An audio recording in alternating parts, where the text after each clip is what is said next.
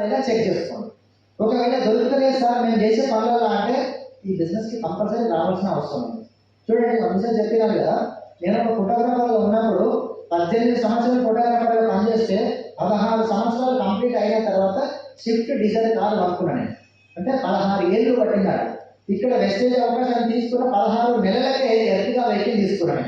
అంటే చూడండి అక్కడ సంవత్సరాలు పట్టింది, ఇక్కడ నెలలు పట్టింది. మరి మీరు సంవత్సరాలు కష్టపడాలనుకుంటున్నారా, నెలలు కష్టపడాలనుకుంటున్నారా? మీ యొక్క నాలెడ్జ్కే నేను వదిలిపెట్టాను. అంటే లాస్ట్ మంత్ ఇదే డేటు, ఈరోజు ఎంత 27వ తారీఖు, 28 అయితే ఇక్కడే ఉన్నాను. అయితే నెల ముందు మా మిసెస్ బర్త్డే అయితే జస్ట్ అట్లా పోయి ఒక XUV 700 వెహికల్, మాకు చాలా ఇష్టమైనటువంటి వెహికల్, అట్లా 30 lakhs వర్త్ గల వెహికల్ తీసుకొని గిఫ్ట్గా ఇచ్చిన. అంటే ఈ ప్లాట్ఫామ్లో అంత దమ్ముంది. అవునా? నేను లాస్ట్ టైం మొన్న 1 వీక్ బ్యాక్ ఇదే సండే రోజు మేము బొంబేలో ఉన్నాం.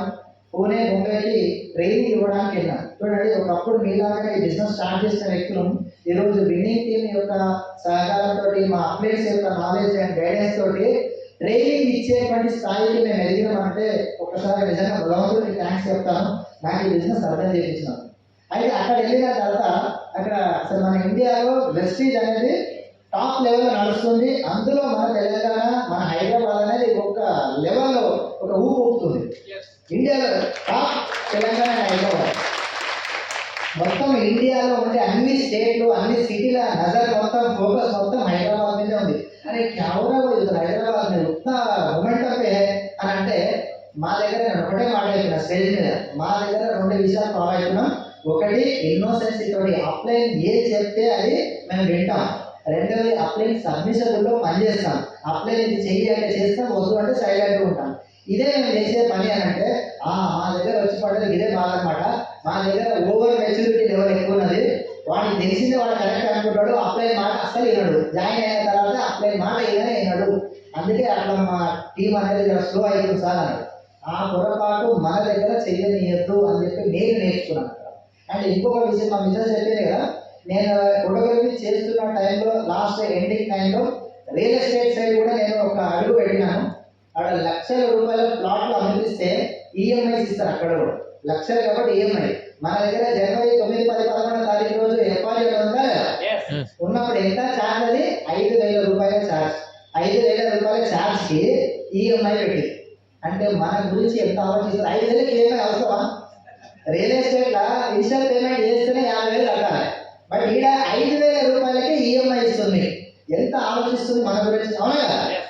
అసలు ఎట్లా ఉన్నారంటే జనం మనం ఎదుగుతున్నాము అని అంటే మన గురించి, అంటే వాళ్ళ గురించి కాకుండా పక్కల గురించి ఆలోచించేటువంటి మైండ్ సెట్ ఉన్నారు. ఒక చిన్న స్టోరీ చెప్పి నేను క్లోజ్ చేస్తాను. ఒక 3 వ్యక్తులు అడవి పట్టి పోతున్నారంట. వాళ్ళు కొంచెం నల్లగా ఉన్నారు, బ్లాక్ కలర్ ఉన్నారు. అయితే అట్లా పోతుంటే ఒక దేవత ప్రత్యక్షం అయింది. మీకు ఏం కోరిక కావాలో కోరుకోండి, బట్ ఒక్క మనిషికి ఒకటే కోరిక అని చెప్పంటే ఫస్ట్ రోడ్ నేను కోరుకుంటా అన్నాడు. ఏంటి అంటే నేను నల్లగా ఉన్నా తెల్ల కావాలని, నేను నల్లగా ఉన్నా తెల్ల కావాలని కోరుకున్నాడు. రైట్ తదాస్తు అనగానే మంచిగా తెల్లగా మైసూర్గా వెళ్ళాడు. సూపర్ అని చెప్పి అనుకో. మన పక్కన చూసిన తర్వాత ఇంకో రెండోడు, ఆయన కూడా నల్లగా ఉన్నాడు కదా, ఈయన లాగానే నేను కూడా తెల్లగా కావాలి అని తదాస్తు అనగానే ఆ మనిషి కూడా తెల్లగా వెళ్ళాడు. ఇక 3వ వ్యక్తి చూసి పక్క నవ్వుతా ఉన్నాడు. ఎందుకు నవ్వుతున్నాం అంటే నేను ఇప్పుడు కోరుకునే కోరిక చూస్తే నీ మైండ్ లాగా అయితే ఏం కోరుకుంటావు అనుకుంటే వీళ్ళిద్దరు మళ్ళీ ముంగట్లాగానే నల్లగా అయిపోవాలి. వాని గురించి వాడు మొక్కుకోలే, పక్కోడు బాగుపడుతుంటే వాడు బాగుపడదని కోరుకున్నారు. మన చుట్టూ ముట్టుకుంటే సమాజం కూడా అంతే. మీరు ఎదుగుతున్నారు అంటే వాళ్ళ కడుపులో మంట అవుతుంది. మీరు కారు కొనుక్కున్నారు అంటే మంట మంట మంట మంట అవుతుంటుంది. దీన్ని అర్థం చేసుకోండి. ఈ బిజినెస్ అవకాశాన్ని మీరు పంచడానికి వెళ్ళినప్పుడు కూడా కొంత పాజిటివ్ ఉంటారు, కొంత నెగిటివ్ ఉంటారు. మీకు ఏం లాభము అని ఆలోచించి వాళ్ళు అవకాశం తీసుకునే వ్యక్తులు కూడా ఉంటారు. వాళ్ళ గురించి మనం ఆలోచించద్దు. మీ పని మీరు చేసుకుంటూ వెళ్ళండి. సక్సెస్ మీ వెంట వస్తుంది. నేను చేసింది అదే, మా అప్లై చేసింది ఇదే, మా అప్లై నేర్పించింది ఇదే. నేను కూడా మీకు ఇది చెప్తున్నాను. Thank you very much.